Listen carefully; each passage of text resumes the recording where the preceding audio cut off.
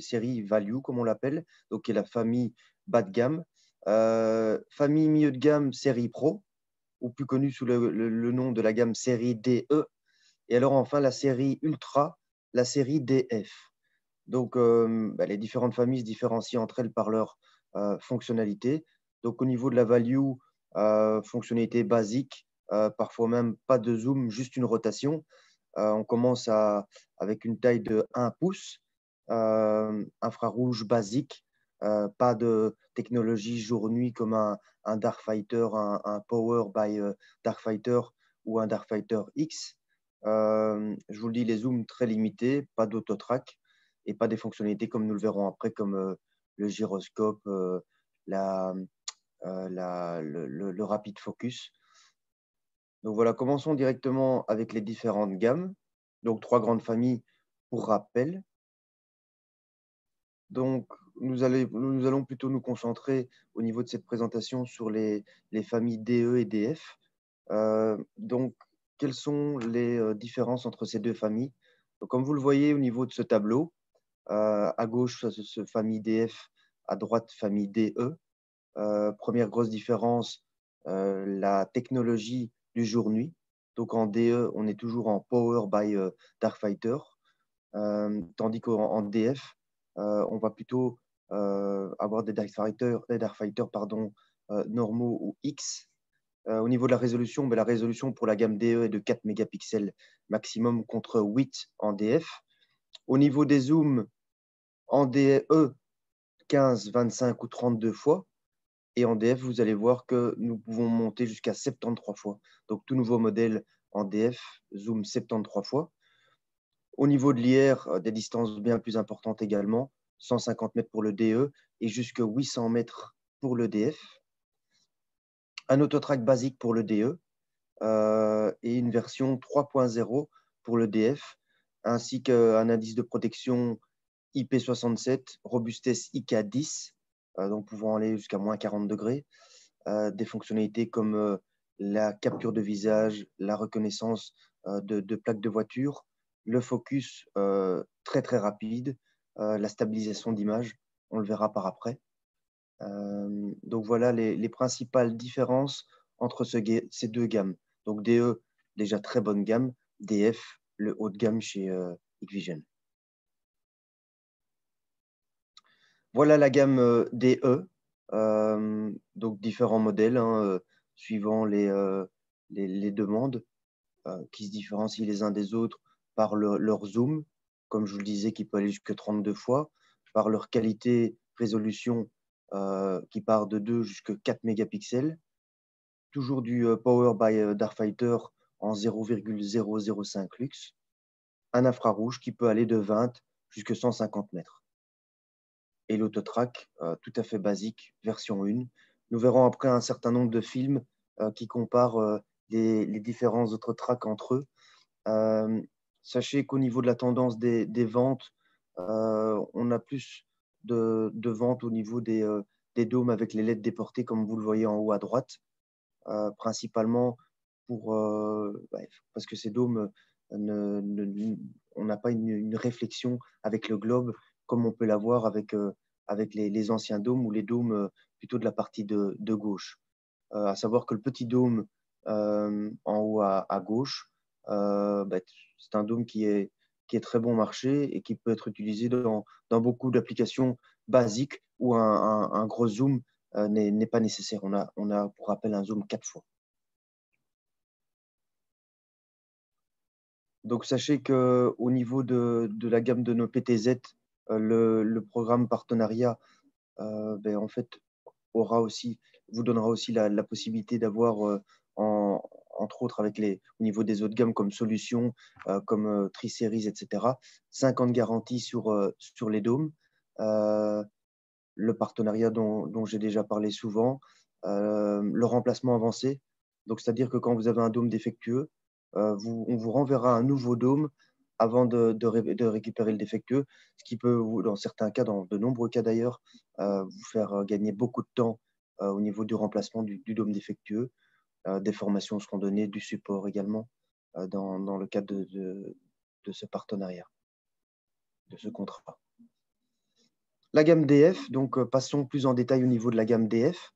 J'en ai déjà un petit peu parlé. Revenons sur les points forts. La stabilisation d'image via la technologie gyroscope. Vous le verrez dans des films que cette technologie est nettement supérieure à une stabilisation électronique dans l'image. La possibilité à la caméra, après un certain temps ou après, si elle était tournée par inadvertance, je vais dire, ou pour des raisons de vandalisme, après X temps, elle peut se remettre dans une position initiale déterminée. Donc, c'est ce qu'on appelle la fonctionnalité auto-homing. L'autotrack version 3.0 nous permettra de faire le suivi des personnes et des véhicules dont les images ou les plaques ont été encodées dans la base de données. Ça, on le verra aussi sous forme de petites vidéos qu'on a réalisées. Un focus très rapide, vous le verrez également en live. Un indice de robustesse IK10, de protection IP67, et alors un jour-nuit Darkfighter et Darkfighter X. Donc Darkfighter X étant le plus élevé au niveau de notre technologie jour-nuit, qui va encore permettre de rester encore plus longtemps en couleur avec un minimum de luxe. Et quand il basculera en noir et blanc, il donnera une image de qualité en noir et blanc avec le moins de lumière possible. Voilà la gamme.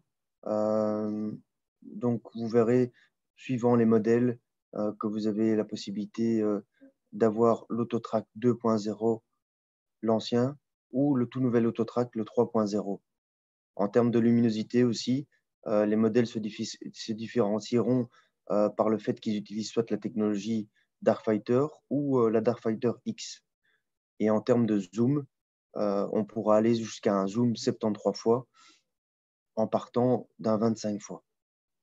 Et vous le verrez aussi qu'il y a la possibilité, comme je l'ai déjà dit, d'avoir jusqu'à des résolutions de 8 millions de pixels et un infrarouge allant jusqu'à 500 mètres. Donc, commençons par une petite vidéo sur le Darkfighter. Je vais la recommencer. Voilà. Donc, on a pris un certain nombre d'images donc la nuit. Et alors là, vous voyez le Darkfighter en action en bas à droite. Je vais vous laisser à nouveau la petite vidéo. Voilà. Passons au Darkfighter X.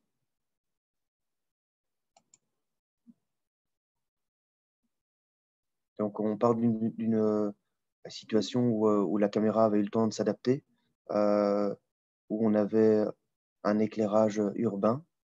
Et vous voyez la rapidité de basculement du Darkfighter X pour donner une image vraiment de qualité dans la nuit. Voilà. Passons ensuite à deux vidéos vous montrant la différence entre une mise à jour focus, je veux dire ancienne, et notre nouveau rapid focus.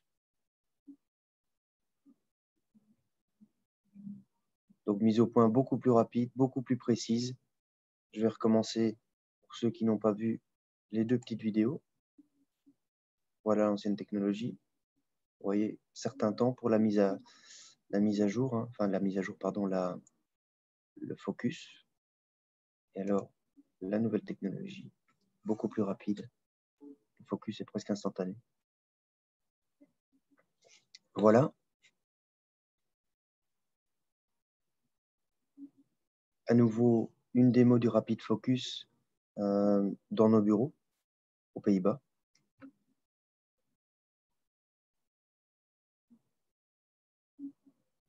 Et mise au point hyper rapide sur la plaque. Voilà, maintenant parlons de la stabilisation d'image grâce à la technologie gyroscope. Donc à droite, stabilisation d'image électronique. À gauche, l'inverse. À gauche, stabilisation d'image électronique. À droite, stabilisation d'image via la technologie gyroscope. Donc vous voyez une image beaucoup plus exploitable au niveau du côté droit. Pareil, donc stabilisation à nouveau dans la technologie des caméras DF sur la droite et conventionnelle sur la gauche.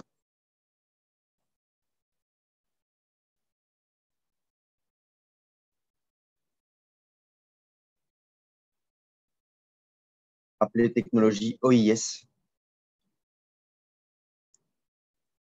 Je relance les deux vidéos. Comme ça, vous pouvez en entendre. Vous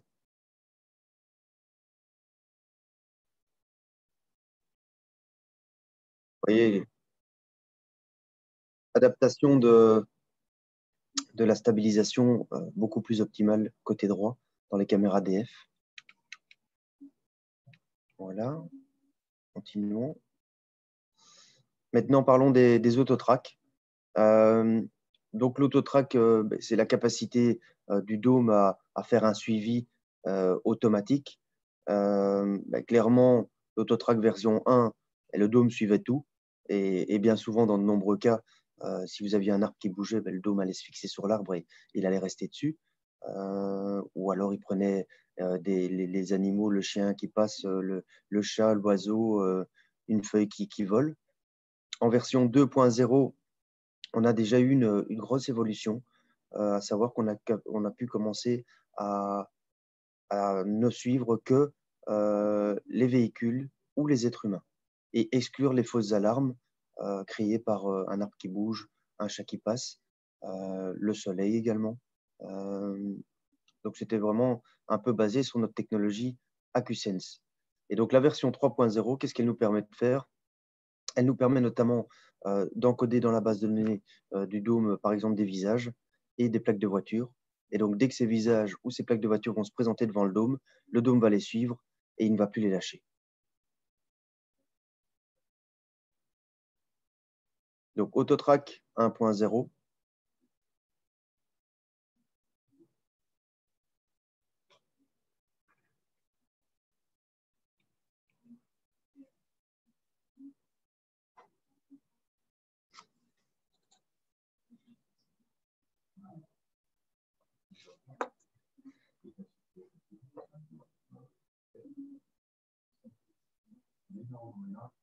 Donc, vous voyez, au départ, il y a eu un suivi qui s'est fait sur l'individu, mais après, le dôme se fixe sur l'arbre qui bouge.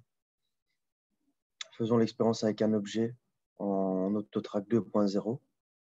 Donc, pour rappel, l'Autotrack 2.0 est capable de distinguer les êtres humains et les véhicules du reste. Donc, on fait rouler un objet, le dôme le voit, mais ne le prend pas. Par contre, dès que c'est l'individu, il zoome dessus et ne le lâche plus. Je remonte la petite vidéo. L'objet roulant est vu, mais pas détecté. Par contre, l'individu qui va se présenter, donc directement, le dôme va effectuer un zoom sur lui. Voilà.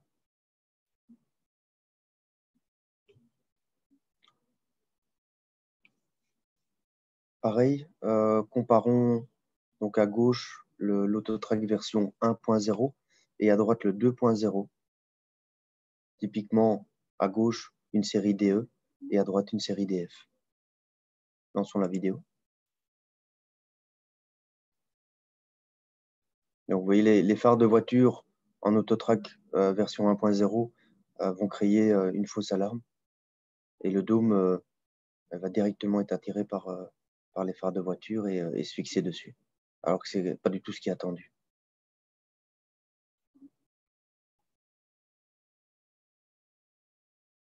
Je relaisse à nouveau la vidéo. Voilà. Le suivi des véhicules et des personnes en version 3.0. Donc l'idée, dans la base de données du dôme, je le répète à nouveau, on place une plaque bien spécifique ou des plaques et on y place également des visages, les visages qu'on veut que le dôme suive. Voilà.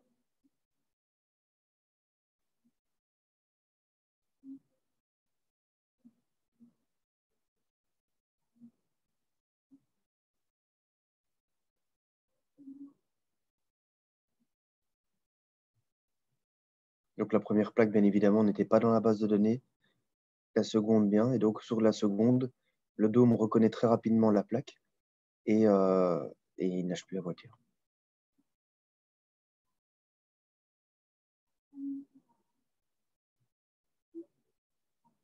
Donc on évolue au niveau de l'intelligence dans le dôme et on est capable de pouvoir se priver dans ces cas précis d'un opérateur, en sachant que dans la plupart des cas, un dôme, quand on place un dôme, il est nécessaire d'avoir un opérateur derrière. Rééditons l'expérience avec le visage d'un individu. Donc l'individu non masqué a été encodé dans la base de données. Et donc, vous voyez, le dôme le reconnaît rapidement et le suit.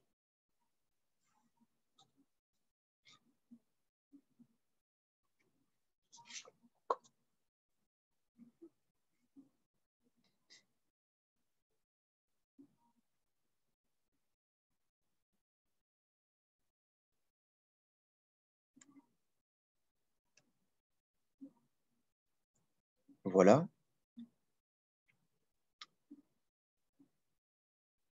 Oui, donc dôme avec essuie-glace. Donc ça, c'est disponible également. On a des séries vraiment très spécifiques. Donc on n'en parle pas ici, mais avec des dômes ATEX, avec des dômes qui ont un coating particulier, anti-corrosion par exemple, avec des dômes couplés à du thermique. Et donc ici, des dômes munis d'un essuie-glace pour des applications qui le demandent. Il y a de nombreuses applications. Je pense notamment, par exemple, au tunnel où l'encrassement est important et où la maintenance coûte cher. Donc un essuie-glace peut avoir son importance dans ces cas-là. Pareil, donc on vous montre ici ce dont on peut sortir de. Donc, on a injecté la photo de mon collègue, hein, David, dans la base de données du Dôme. Et donc, dès que le Dôme va le voir, il va prendre des photos. Et derrière, vous faites ce que vous voulez. Donc, c'est-à-dire, vous pouvez créer des alarmes, créer des règles, hein, des logiques, euh, de manière à signaler éventuellement à l'opérateur que cet individu s'est présenté.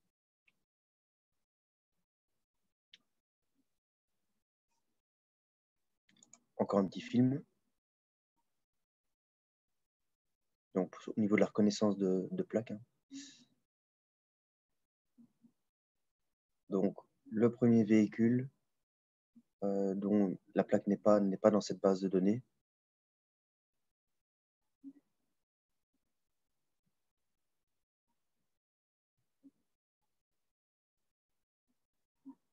Non, excusez-moi, je me trompe. Ce véhicule était dans la base de données. Je me trompe de film. Parce qu'on voit bien qu'il y a un suivi du dôme au niveau du véhicule.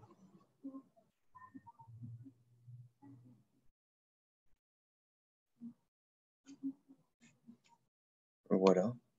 À nouveau, ce sont nos bureaux aux Pays-Bas. Comme vous voyez, les films sont réalisés aux Pays-Bas. Sous peu, nous organiserons aussi nos propres films ici en Belgique avec notre personnel.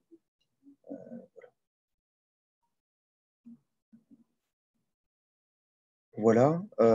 Au niveau du zoom 73 fois, donc je vous disais tout nouveau dôme, zoom 73 fois.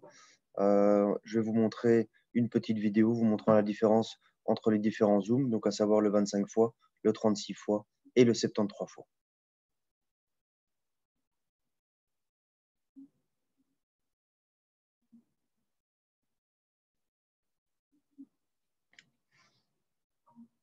Je relance la vidéo.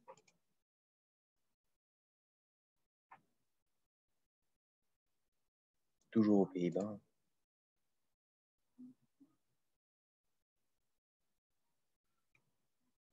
Voilà.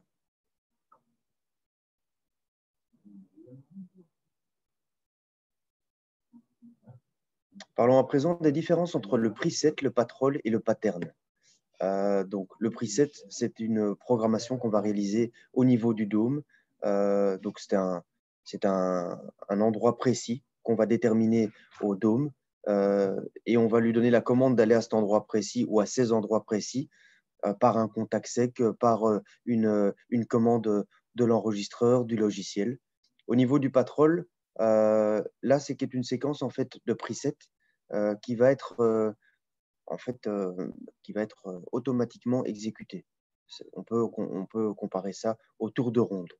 Et alors, au niveau du pattern, ça, c'est un ensemble d'actions qui peuvent être répétées d'une manière automatique, par exemple, après un certain temps. Donc, on peut dire au DOM, en inactivité, après un certain temps, voilà ce que tu vas devoir faire. Donc, ça peut être une action ou plusieurs actions cumulées. Et donc, ce pattern dont je vous parle peut être programmé dans le DOM même via ce qu'on appelle le Park Action. Et là, vous allez lui dire ce que vous voulez que le DOM exécute après combien de temps. Vous pouvez également définir une planification horaire et dire tous les jours après, par exemple ici, 20 heures, je veux que le DOM commence à réagir de cette manière-là. Et en dehors de cette planification horaire, le DOM n'agira pas ou peut-être sera piloté par un opérateur. Donc, on peut vraiment créer une planification horaire d'exécution au niveau du DOM. Là, nous voyons donc comment créer des règles, preset, patrol ou pattern au niveau des NVR de la série NII. Donc, toute la programmation peut se faire dans le DOM, mais peut se faire aussi au niveau du NVR. Et bien évidemment, notre fameuse application LeeConnect est capable de gérer les DOM. Donc, de quelle manière? En jouant sur le DOM, sur sa motorisation avec le pan tilt, en contrôlant ses presets ou en jouant sur les zooms et donc le focus, les iris, etc., la netteté, le contraste. Voilà. La présentation est terminée. Je vous remercie pour votre attention. Je vais répondre à vos questions s'il y en a. Je vous donne rendez-vous, je ne sais pas quand. Actuellement, pas d'autres webinaires prévus pour le mois de décembre. Peut-être qu'on n'aura plus de webinaire ensemble cette année, ce sera peut-être l'année prochaine.